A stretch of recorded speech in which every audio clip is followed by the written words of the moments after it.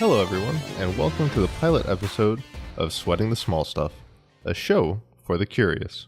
I'm your host, Cameron Boozarjomehri, and for the pilot, I thought we would talk about a franchise with a few of my favorite pilots, Star Wars. Stick with me, and I'll introduce you to a weird role sound can play in the Star Wars universe. So, in Star Wars, there are dogfights. Lots of really cool dogfights, where you got TIE fighters, X-Wings, Y-Bombers, A-Wings, every gambit of starship you can imagine just blasting each other out of the sky, whether it's Luke Skywalker doing the Death Star trench run, or it's Anakin doing a far less interesting Naboo fighter taking out whatever those control ships were. The entire franchise is just littered with epic space battles.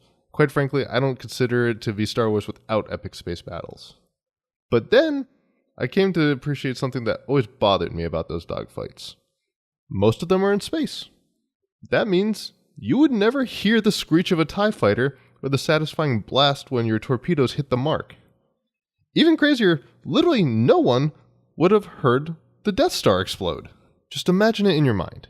Think back to episode 4, Luke's flying down the Death Star trench, he lets loose his torpedoes. John Williams' theme swells as the ships are fleeing what is an impending explosion, and then, boom. The Death Star explodes and this incredible shockwave passes by the screen, giving you that satisfying crunch of this is how you blow up a giant space station. There's just one problem. In the vacuum of space, you can't hear any sounds. The explosion would still look pretty cool, but that shockwave passing by, yeah, you wouldn't hear any of that. Now, I'm sure you could argue that a long, long time ago in a galaxy far, far away, there's a lot more air in space, but let's be realistic. That's probably not how space works in any version of this universe.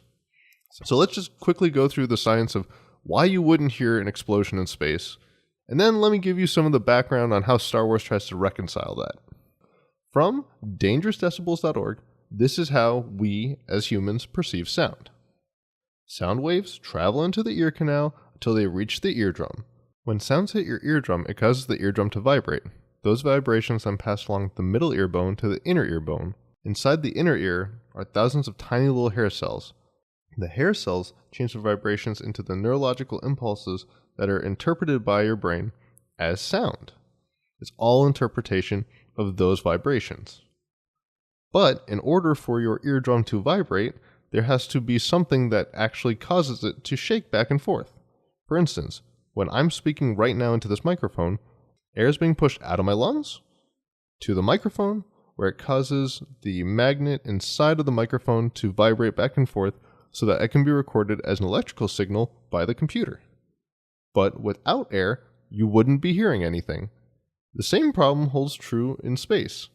Last I checked, astronauts don't wear spacesuits because there's too much air in space. But lucky for us, as always, Star Wars Expanded Lore comes to the rescue. According to people maintaining the Physics in Star Wars wiki article, yeah, I know, I really did my research. There are two ways that sound supposedly works on these ships in the Star Wars universe. Option 1, and I'm going to point out this is the boring one. According to different novels, it is implied that many of the characters do not in fact hear the sounds we hear when we watch the movies. According to the wiki article, quote, the ability to hear sound in a vacuum by the audience is not heard by the iconic characters, but only to the audience as an interpretation to imagine what sounds we hear in the film as out-of-universe artifacts.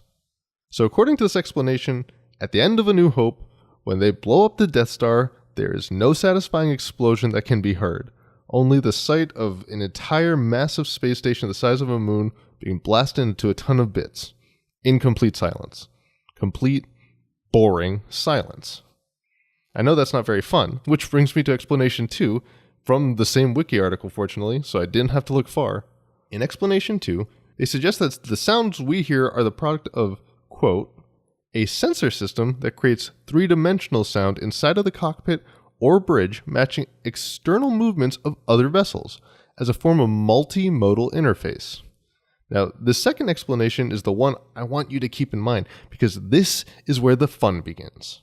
So let's step back for a second and appreciate the fact that this is supposed to be your starship sensing other objects moving around it and creating audio to mimic their movements around you so that you can actually win a dogfight.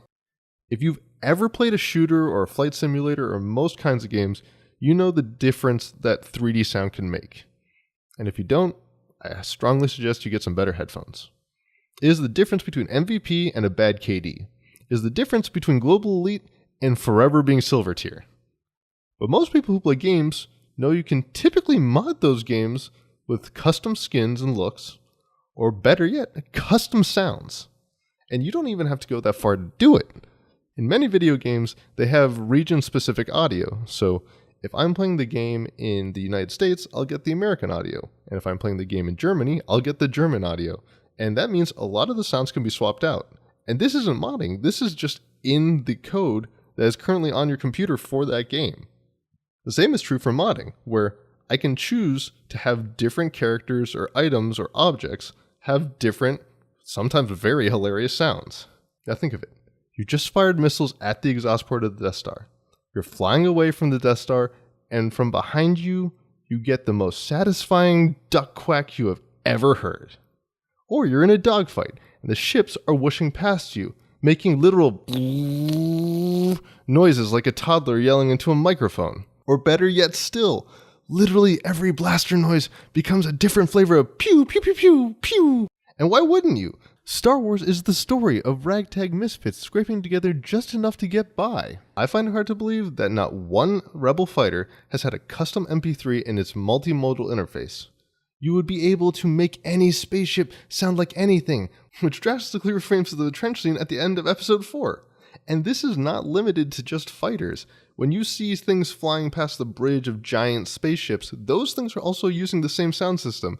So are you telling me no one in the Empire has ever hacked into that thing as a goof to just make everything make obnoxious animal noises instead of actual sounds of TIE fighters and X-Wings screeching past each other? The potential here is limitless. And now I'm going to use that example as a plug for what I want this show to be. My hope for Sweating the Small Stuff is for it to be exactly that. A chance to explore how little details can give incredible context to any story. And don't act like you're not going to imagine that one A-Wing hanging out in the background of any dogfight isn't actually listening to hilarious dog barks instead of a TIE fighter screeching past its nose. Come on, that's a way funnier thing to think about. Anyway, my name is Cameron Boozarjomehri, and I hope you enjoyed this show and got a good peek into why I started it. From movies to media to the world around us, it's the details like these that make it worth sweating the small stuff.